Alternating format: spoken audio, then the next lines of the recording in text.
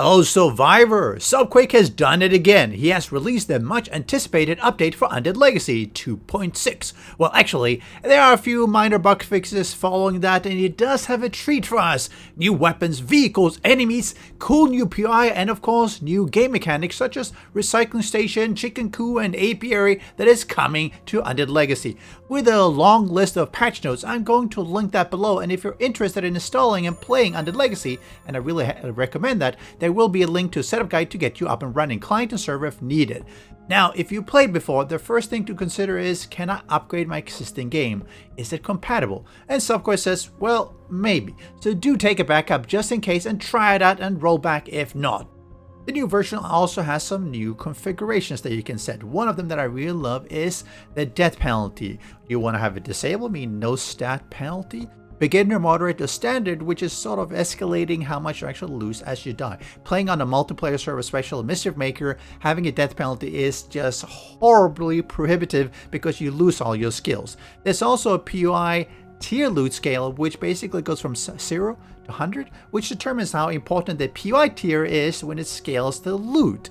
And with the latest Undead Legacy, as we can see here, 2.607, of course, because we're in 20.6, which means that we have enabled a bunch of more settings in the world generation. So if you want to have more forest or more wasteland, less snow, you can all tweak that as you're generating the world. So Subquake has incorporated that into Undead Legacy, of course. And we're going to start here directly with the new Racetrack POI, which is awesome. It's really big. And yeah, I really like it. Undead Legacy did need some racetrack. You have all these vehicles, but you have nowhere to race. And go out and find this, and you do have to clear out. There are some vehicles and some stuff around. But once you've cleared out, you can actually use it to do some racing together with your friends. And I think that's a really cool thing because it is a nice, big, and open one. I know previously when we were doing a multiplayer server, we would make our own racetrack, but that takes quite a lot of effort. Here we have a pre-made one. I really love it. Subquake has added a bunch of scorpions as well, and they are all different. You know, we have the boss one radiated, we have a normal radiated, we have a frostbite one, we have a blood one, and I think this is a scorched one. So I do believe they do appear in their respective biomes, so you can figure that out themselves. So I wonder where the frostbite would be, but they look really nice. A really cool sound as well. Love it. I mean, who doesn't like to have more enemies? And the big one, oh, nice. I love that model. Scary. And the thing about them is that, well, they will deal damage and they will actually poison you as well. So you do have to be careful about that. Let's stop it so we don't get killed here. We'll have a look at our character and we will see that we are poisoned as well. And it's reducing our melee damage, our regeneration and stuff like that. And you actually die if it hits 100%, unless you get a poison antidote. And how do you get that poison antidote? Well, you do have to research it, and the research station tier 2, and then you have to craft it, and you require a bunch of different things here just to get the schematics. You know, the venom sacs, honeycombs, which is probably the new apiary, some flowers and so on, and research data books, of course. So when you do find these ones, make sure killing them and harvesting them, because you're going to need that later on just to keep from getting killed by them. So coming to the chicken coop, you do have to go and collect chickens, and you basically run after them, and instead of killing them, you hit E to pick them up, and you end up with a bunch of chickens. And you need these ones that now have a crafting, and this is how you get the chicken coop. You do need to do that in a carpenter table tier 2, and after crafting that, you get a chicken coop. And this is how it looks. And if you do have some seeds, you basically pump the seeds in, and you see it will start counting down. It will start laying eggs. Really nice. I wish they would actually... What the... Well, I guess vulture was coming as well. I wish they would walk around as well. I remember the old Jake farming mod where actually I had chickens that I actually would walk around, cows that would walk around and stuff like that. But this is really nice. I mean, it's not quite breeding chickens, but it gives you close to have a little bit of this in your farm. Another cool thing about the chickens is that you can actually put them down as well. Pick them up, put them down. So you can actually transport them alive. Nice. Now, what about the apiary? Of course, you want to get honeycomb, but you do need to get some queen bees to craft that and to go out and just harvest a bunch of stumps. And hopefully, you saw there, we did get a queen bee, which then allows us to craft the apiary. Of course, if you have the rest of the resources. And it looks really nice. And then you have to feed it with flowers. I'll go and grab some flowers and start feeding it, and make sure you have it full. Get that up to 10, and now we have the bees that are swarming, and eventually it will produce honeycomb. Love it. I wonder if it'll sting you if you get too close. Doesn't look like it. Maybe when you take it out, that would be cool. And what would the game be without new vehicles? We have the dirt bike, of course, pink here. We do have a go-kart and a quad bike, and they look really good. And of course, like any vehicles, they will handle differently, especially if you have no fuel.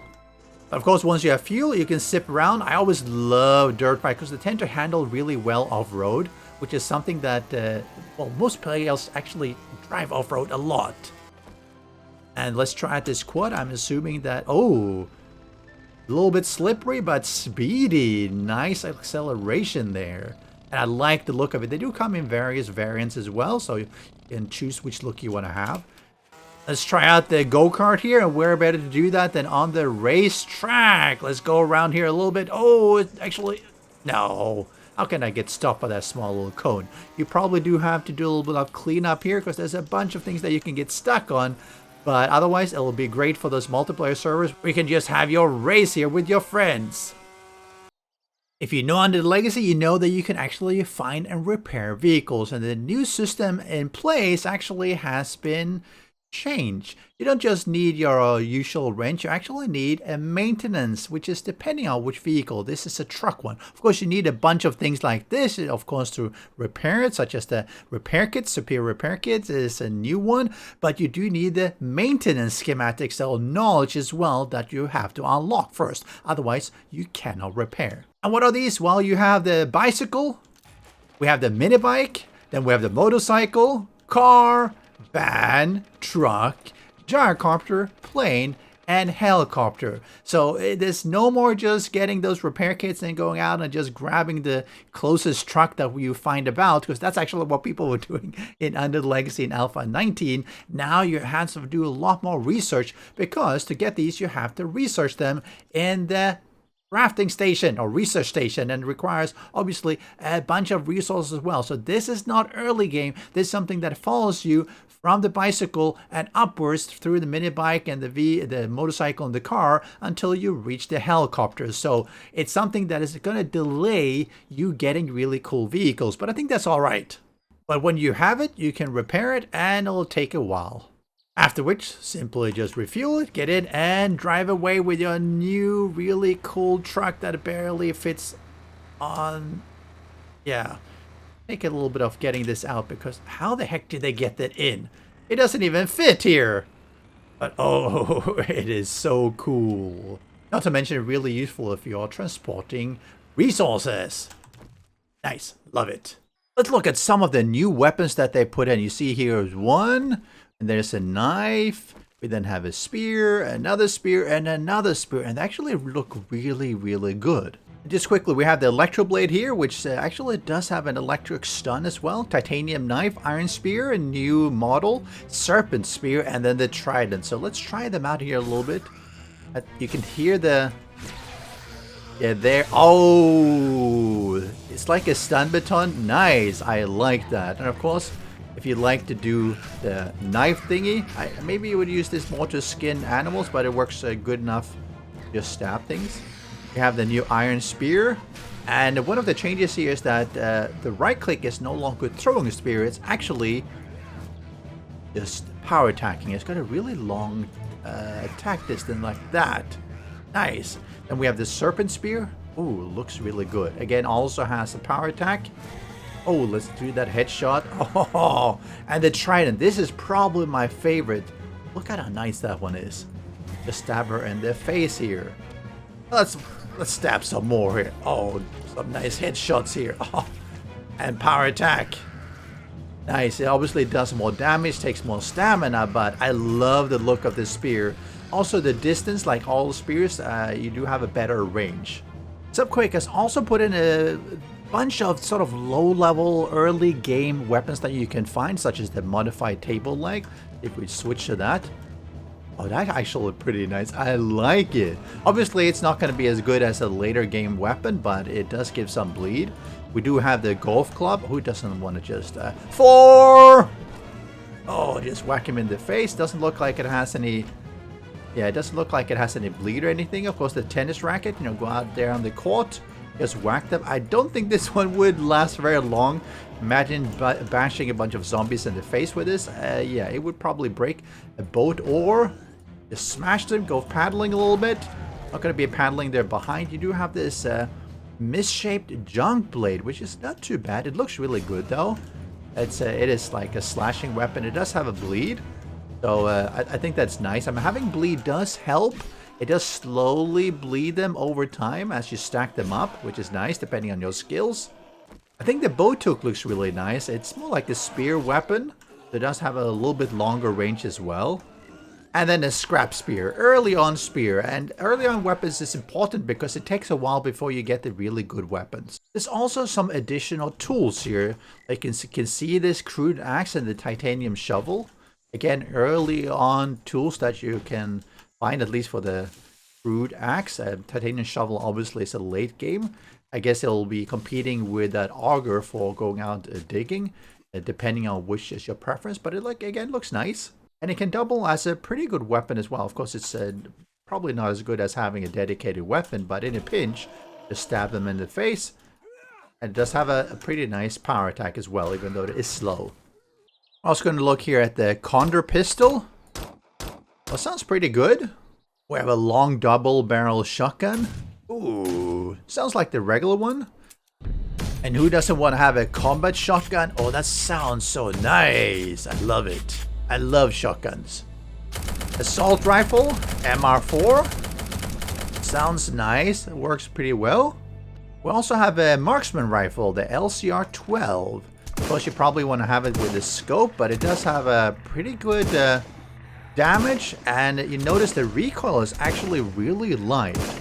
So it'll be easy to shoot a bunch of zombies before they rush you, hopefully. We have the LCR-12 assault rifle. Also works pretty alright. And of course, high level adjudicator. Oh, nice. Oh, that's nice. Definitely a higher rate of fire here. I like it. Sounds the same as the previous one. Maybe they need a little bit of a difference in the sounds there, because it's exactly the same sound as the previous one. If you notice the LCR, and obviously that one is sort of a low-tech kind of thing. And this one is a really high-tech machine gun, and it should be sounding the same, but with a good magazine. And of course, you can put in mods as well to make it even better. One of the great things about Undead Legacy is that Subquake has made the progression so much better, and he's improved that even further. There's now a tier 4 maintenance station. We have a tier 3 furnace. We have a tier 3 blacksmith forge, and of course chemistry station tier 2 and a tier 3. So you get this additional workstations that you need to upgrade your things into in order to get the latest and the greatest equipment and gear. One thing that has changed is how lantern and torches work. You can't run them without recharging them. Fortunately, in this case, I actually have some batteries here. Put it in, charge it up, and now we'll last for a while. And actually brings us to another item. We have here the open signed wood chest. Really, really nice. You can take it, of course, as usual. You can edit the text and everything. Look at that. It looks really good. And of course, having a lantern to illuminate it. I love this. This one is really good. I like the texture. You can see the wood and everything. Really nice. Good addition for that. And interesting with the lanterns, which obviously makes the electricity much more worthwhile now, because these lanterns will burn out, or rather run out of fuel. There's a bunch of other resources in there. We have the venom sac that we talked about early on that is used in order to, for instance, craft the antidotes. We also have mandibles that allows you to do some crafting of some various other things like chitin, which of course, or chitin, that we also have as well as a material. And there's more things. We have the chitin plating, which is pretty good. It has physical armor and also poison resistance. And it also allows you to do things like the chitin saber, knuckles, club, and the spear. And that actually looks pretty good. I'm not sure how often you'd be using them. Hopefully you find something before you run into all the scorpions, but at least there's an option to craft them based on the resources that you find. And at least I think the knuckles look really good compared to just a regular scrap iron, for instance. We also have some additional mods. Look at this enforcer belt, gives you 11.2 additional space in your backpack.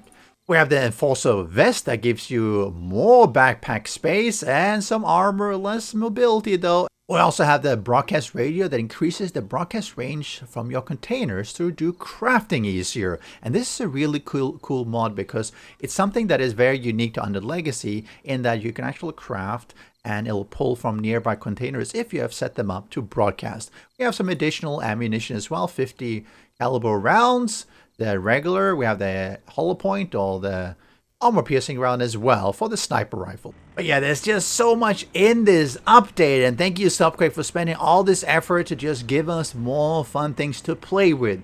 Definitely try it out. It's available in experimental right now. It's going to hit stable before long, so go download it, try it out, and enjoy this awesome mod pack by the amazing Subquake.